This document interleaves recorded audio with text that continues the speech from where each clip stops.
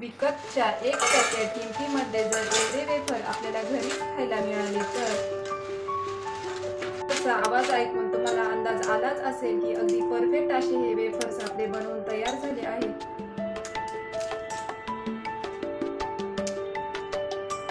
आणि कोणीच म्हणणार नाही की हे वेफर आपण घरी बनवले आहेत। अगदी कुरकुरीत वेफर न भिजवता न सुकवता मॅकडॉनल्ड असो किंवा KFC मध्ये भरपूर पैसे देऊन जे मोफत फ्रेंच फ्राईज खातो ते अगदी घरी 25 ते 30 रुपयामध्ये भरपूर फ्रेंच फ्राईज बनवून खा। वरतून अगदी क्रिस्पी, आतून एकदम सॉफ्ट असे हे फ्रेंच फ्राईज तयार होतात।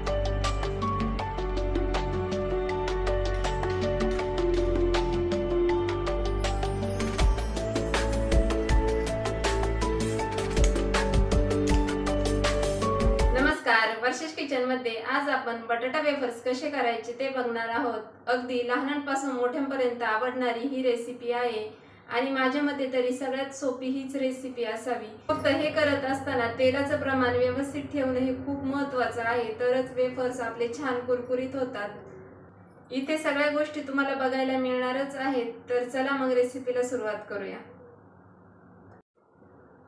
वेफर्स करण्यासाठी मी इथे 1 किलो बटाटे घेतले आहेत। आता बघाल तर बाजारामध्ये नवीन बटाटा येतो, पण हा जो बटाटा आहे याला LR पोटॅटो म्हणतात। रोजचं जेवण बनवण्यासाठी आपण जो बटाटा वापरतो त्याचा रंग हलकासा लाईट कलरचा असतोय।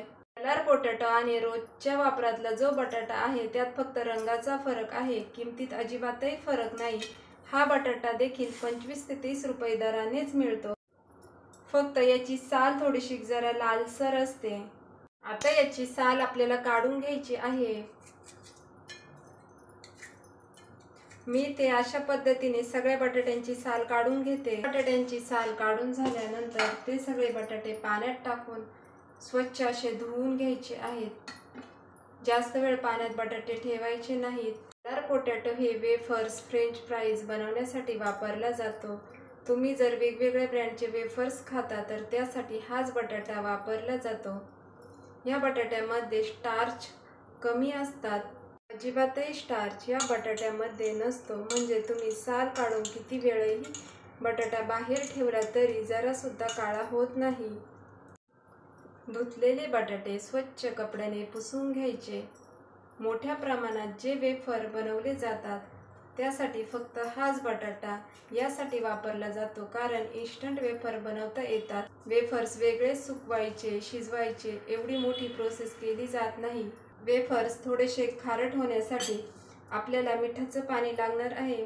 त्यासाठी अर्धा चमचा मीठ व त्यामध्ये 4-5 चमचे पाणी घालून हे पाणी आपल्याला बनवून ठेवायचं आहे, म्हणजे पाणी लगेच आपल्याला वेफरमध्ये घालता येईल। बटाटा मी पुसून ठेवला होता, बघा जरा सुद्धा काळसर झाला नाही। तर लगेचच आपण वेफर बनवून घेऊया। त्यासाठी मी स्लायसर घेतलाय। अगदी पातळ हे वेफर्स बनवून घेतले आहेत। वेफर जेवढे पातळ तेवढे ते छान कुरकुरीत होतात। सगळ्या बटाट्यांचे वेफर्स बनवून घेते। किती वेळ वेफर्स बाहेर ठेवले तरी जरा सुद्धा काळसर होणार नाही। सगळ्या बटाट्यांचे वेफर्स मी असेच बनवून घेतले आहेत। तुम्ही बघू शकता एकदम पांढरे शुभ्र हे वेफर्स आहेत। आपण किती वेळ असे बाहेर ठेवले तरी हे अजिबात काळसर होणार नाही। हे परत आपल्याला धुवून नाही घ्यायचे, असेच हे तळून घ्यायचे आहेत। वेफर्स तळण्यासाठी कढईमध्ये तेल गरम होण्यासाठी ठेवलं आहे। आपल्याला एकदम कडकडीत गरम तेल हवंय। एक वेफर्स टाकून बघूया तेल तापले का। आपलं वेफर्स लगेच वर आलं म्हणजे आपलं तेल एकदम परफेक्ट तापलं गेलं आहे। गॅस बारीक न करता अगदी मोठ्या आचेवरच आपल्याला हे सगळे वेफर्स तळून घ्यायचे आहेत। अशा पद्धतीने एक एक वेफर मी तेलात टाकून घेते।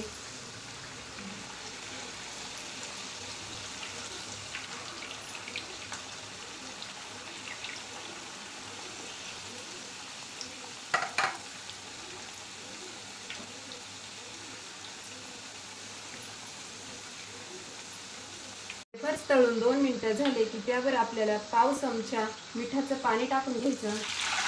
2-3 मिनिटे वेफर्स तेलात तळून घ्यायचे व तेलाचे बुडबुडे कमी झाले म्हणजे समजून जायचं की आपले वेफर्स एकदम परफेक्ट तळले गेले आहेत।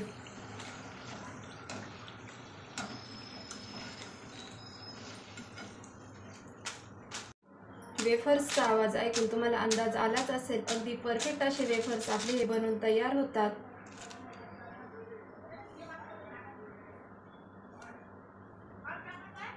कोणीच म्हणणार नाही की हे वेफर्स आपण घरी बनवले आहेत. अशाच पद्धतीने बाकीचे वेफर्स तळून घेते.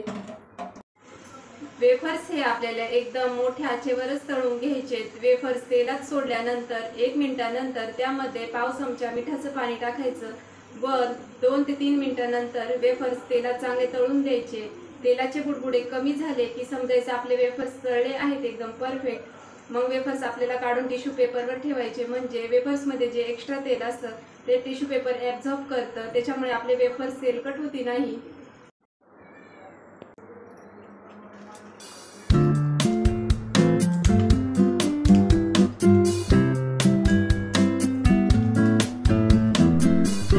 अगदी मुलांना दररोज खायला दिलं तरी ते नाही म्हणणार नाही असा पदार्थ म्हणजे फ्रेंच फ्राईज. चला बघूया रेसिपी. फ्रेंच फ्राईज करण्यासाठी इथे मी एक बटाटा घेतला आहे. त्या बटाट्याचे मोठ्या मोठ्या पीसेसमध्ये तो कट करून घ्यायचा. पद्धतीने मी बटाटे मोठ्या मोठ्या पीसमध्ये कट करून घेतले आहेत. फ्राईज करण्यासाठी तेल मी एकदम गरम करून घेतलं आहे व त्यामध्ये फ्रेंच फ्राईज टाकून घेते. इथं मी वेफर्स तळलेलं तेलच घेतलं आहे, त्यामुळे तेलाचा कलर तुम्हाला असा दिसत आहे.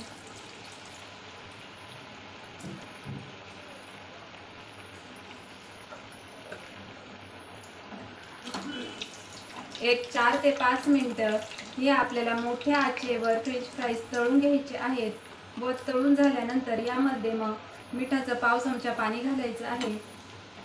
फ्रेंच फ्राईज तळताना यामध्ये मिठाचं पाणी नाही घालायचं, तळून झाल्यावरच यामध्ये मिठाचं पाणी घालायचं आहे.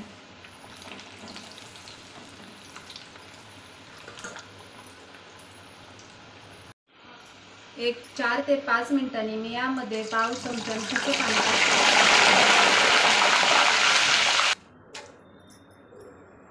मॅकडॉनल्ड असो किंवा KFC मध्ये भरपूर पैसे देऊन जे मगभर फ्रेंच फ्राईज खातो ते अगदी घरी 25 ते 30 रुपयामध्ये भरपूर फ्रेंच फ्राईज बनवून खा.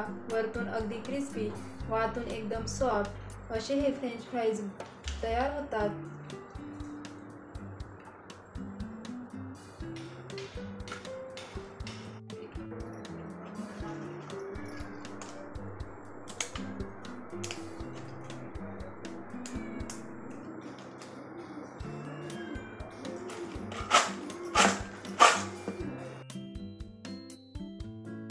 इथे मी तुम्हाला काही टिप्स सांगितल्या आहेत. बटाटा कोणता वापरायचा, वेफर किती वेळ तळायचे, पाणी कधी टाकायचं, अशा पद्धतीने केले तर एका पॅक बंद डब्यात ठेवले तर महिनाभर तरी तुमचे वेफर्स नक्कीच कुरकुरीत राहतील. तर मग भेटूया उद्या एका नवीन रेसिपी सोबत. तोपर्यंत धन्यवाद.